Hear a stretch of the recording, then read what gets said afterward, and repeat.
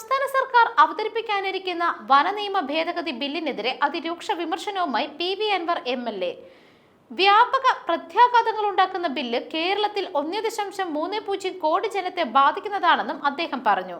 വന്യജീവി ആക്രമണത്തിൽ നിന്ന് ജനങ്ങളെ സംരക്ഷിക്കാനുള്ള ഉത്തരവാദിത്തം സർക്കാർ സ്വീകരിക്കുന്നില്ല എന്നും അദ്ദേഹം കുറ്റപ്പെടുത്തി.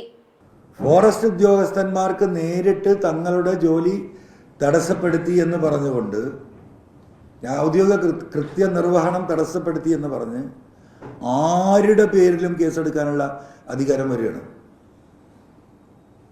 ഇത് ഈ നാടിനെ വലിയ ദുരന്തത്തിലേക്കാണ് നയിക്കാൻ പോകുന്നത്.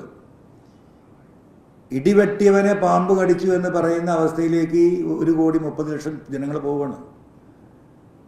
ഈ വന്യമൃഗ ആക്രമണങ്ങളിൽ നിന്ന് ഒന്ന് പ്രതിഷേധിക്കാൻ പോലും കഴിയാത്ത വിധം ജനങ്ങളെ കൂച്ചുവിലങ്ങിടുകയാണ്.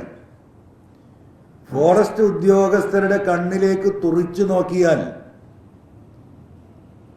ആ ജനത്തിനെതിരെ കേസെടുക്കാനുള്ള അധികാരമാണ് ഈ ഭേദഗതി നൽകാൻ പോകുന്നത്. ഇത് ദൂരവ്യാപകമായ പ്രത്യാഘാതം നമ്മുടെ നാട്ടിൽ ഉണ്ടാക്കാൻ പോവുകയാണ്. പ്രധാനമായിട്ടുള്ള രണ്ടാമത്തെ കാര്യം, നമുക്കറിയാം, നമുക്ക് ഇഷ്ടം പോലെ കുടിവെള്ള സ്രോതസ്സുകളുള്ള പുഴകളും തോടുകളും അരുവികളുള്ള നാടാണ് കേരളം. ഏത് വേനൽക്കാലത്തും ഏത് ഘട്ടത്തിലും വെള്ളം കുടിക്കാൻ മുട്ടാത്ത ജനതയുള്ള ഒരു സംസ്ഥാനമാണ് കേരളം. നമ്മുടെ അനുഗ്രഹമാണ്.